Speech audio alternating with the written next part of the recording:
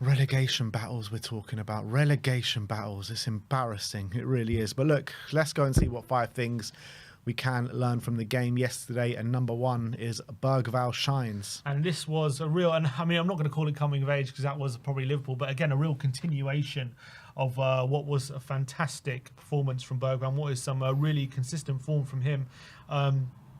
If you look at the stats, I think it says it all. 6 tackles on the day, 1 interception, 2 block shots, 5 clearances, 10 out of 14 duels won, 2 out of 3 dribbles completed as well. 37 out of 40 passes completed, 93% pass completion, 1 key pass on the day as well. I thought it was just a phenomenal midfield performance. Stepped up in the 6 in that second half as well. In what was, you consider playing him in that kind of important position that second half, and you think, are we going to get completely opened up and overrun? And I thought we didn't really in that second half, and I thought he really competed well. It's just another, if we were looking at positives, he was just a shining light yesterday in what was a real disappointing performance from Tottenham overall, and he continues to be that over the last few weeks. Yeah, he's one that's keeping up his standard since, I can't remember which game it was where he had that first kind of performance where we're like, all right, Bergvall's here.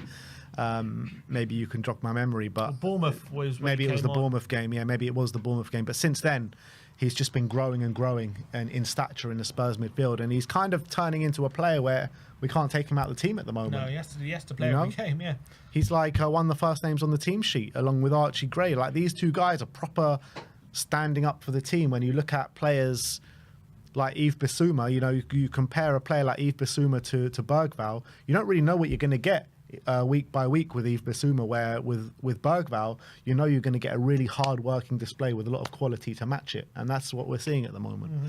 Number 2 is more corner pain. Yeah, and another corner we've conceded against Arsenal, and I think if you look back over the last 2 seasons, and the last 4 North London derbies since Andrew's been here, I think the first one at the Emirates, we conceded a penalty from a corner when Romero handled the ball. We then at the North London derby at the Tottenham Stadium last season, that's 2 goals from a corner we conceded. So that's 3 in 2 games. One in the Tottenham Stadium again beginning of this season.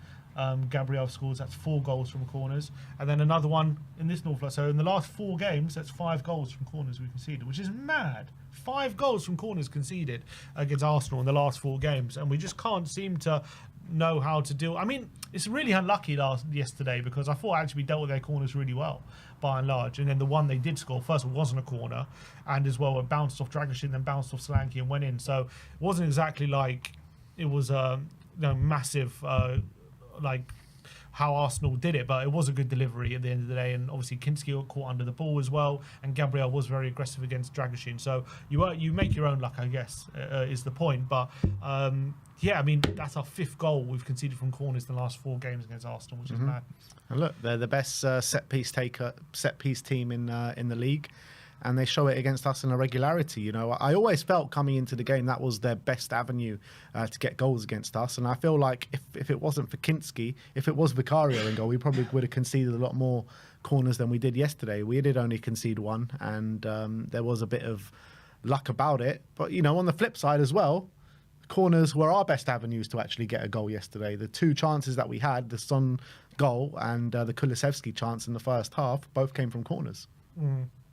Yeah, so actually, we were probably more of a threat from corners than they were yesterday. In a weird way, except that, yeah, true.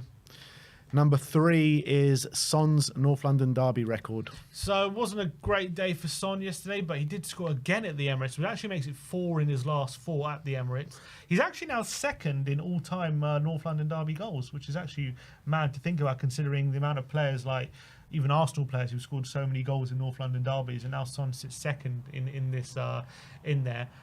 That's now also 10 goal contributions in North London derbies for him. So he really does have a good record in these games.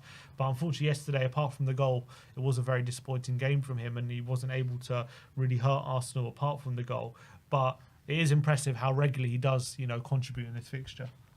Yeah, in terms of goals. But talk to me about points. You talk about Henry and Pires and all these. He's won a few games in this fixture. Probably nowhere near as many as Henry and Pires. Well, when Son first came, he's probably won 3 or 4, I would say. Yeah, and look at recently. I mean, Pires and Henry won regularly Like, we haven't won for ages. Yeah, but he's obviously been here for a while. He's won his fair share of North London derbies. At the beginning, he won his fair share, but like I said, like of late, all these goals that we're talking about, how many points have we actually got in these games? 1. Exactly. So, well, obviously the one we beat them to top 4, he scored. But yeah, that's the reality. But he's still got a good record in them. you know what it reminds me of? It reminds me of how Spurs always show that Lamella goal as like highlights in the North London derby when he got sent off 5 minutes later and we lose the game. You know what I mean? Like, yeah, look, he can score as many as he wants, but if it gets if it doesn't relate into points, then who the hell cares? It's just his record in North London derbies is impressive. Yeah. Fourth But is he's second to Kane. He's still 6 behind Kane. In North London Kane derbies. was just a monster. I mean, I miss those yearly penalties that he used to get at the Yeah, Emirates. I know. We're definitely missing him in North London derbies. That's for sure. Fourth takeaway is kept at arm's length. Yeah, and as much as in the second half we tried to put it on them, and we actually had more possession than Arsenal in the second half. The stats just show we were just really nullified by Arsenal, and it was, in that sense, it was very disappointing. And defensively, the numbers weren't terrible, but offensively, it was our second lowest XG total of the season, our lowest shots on target with I think only 2 shots on target on the game, our lowest of the season, second least touches in the middle third of the season, second least touches in the penalty area of the season as well. So Arsenal, especially as soon as they got ahead, I mean even in this first half as well, but I thought especially as they got ahead and we had more possession, we just couldn't touch them, we couldn't lay a glove on them. They found it too comfortable to defend against us, and the stats show it. They just kept us at arm's length. Yep. And for the second time this season, they kept us at arm's length, because at Tottenham Hotspur Stadium, we lost 1-0. We could barely lay a glove on them with all the possession and everything. This year, I mean, the game yesterday, we barely hurt them as well. Last season at the Tottenham Hotspur Stadium, I mean, we made a bit of a rally in the second half, but barely laid a glove on them as well. At the Emirates last year, you know, we actually played well and we actually created chances, but Ange's record up against Arteta is nothing short of shameful. It really is shameful, and you really think, like, the more he manages against them, the more he could, like, figure out ways how to counteract and how to hurt them, but it seems to be getting worse. To be fair, they are a better team. They are a better team, and all the losses have been by 1 goal. Yes, but they probably all could have been by more. Maybe. Particularly yesterday. Yesterday, maybe. I think the other 2, maybe, probably not. Well, earlier on this season, I thought, it was probably 2 poor sides going up against each other. But look, I hate this thing, like, where you keep going on about, we're only losing narrowly, it's only been by 1 goal. It doesn't matter whether it's been 1 goal or by 10 goals, we're still losing. I mean, in terms of points-wise, it doesn't matter, but that's just reality. It's fine. It's not like we're getting battered. It's only 1 goal. It's only fine margins. That's the point. The point is, when I say that, the point is like, if you're losing every week by 3 or 4, right, you look at that and you think, how does that ever turn around? But if you're only losing very, very narrowly and it's very fine margins, that can then turn. But it's not turning. It's not turning at the moment, but it can, is my point. But it's not. It doesn't matter if it can. You know what I mean? Anything can happen. Anything can happen in this world, but it's not happening. So, I don't know, man. Like, how I don't understand any sort of, like, confidence or positivity to think that this can turn. That's what that's my point. I think it can turn. Again, because it's fine margins in the situation we're in. Once that situation changes, those 5 margins can also change. That's my point. But as each loss progresses, I mean, you're talking about fine margins within games, but the fine margins within the league is not fine margins anymore.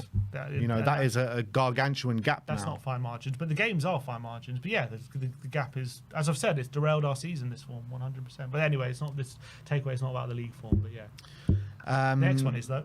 5th and final takeaway, and that is record losses. Yeah, so it's our most losses ever at this stage in the Premier League season. It's not our worst points total, but it's our worst record for losses. Level with 98-99, 03-04 and 08-09.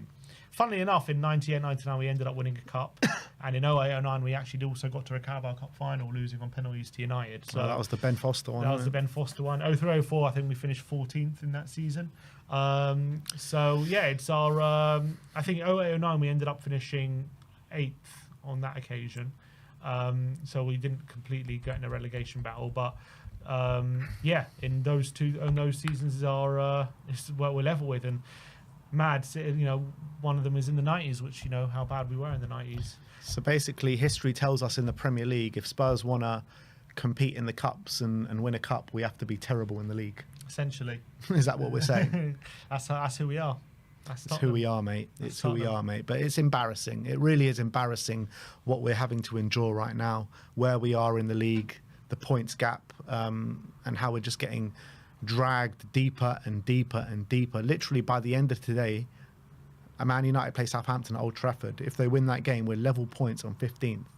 They will win. They'll beat Southampton. You know what I mean? Level points with 15th. Like, how is that okay? It's nowhere near okay. It's embarrassing what we're going through at the moment, and something needs to change. And I don't know what that something is, because even if we change a manager, I don't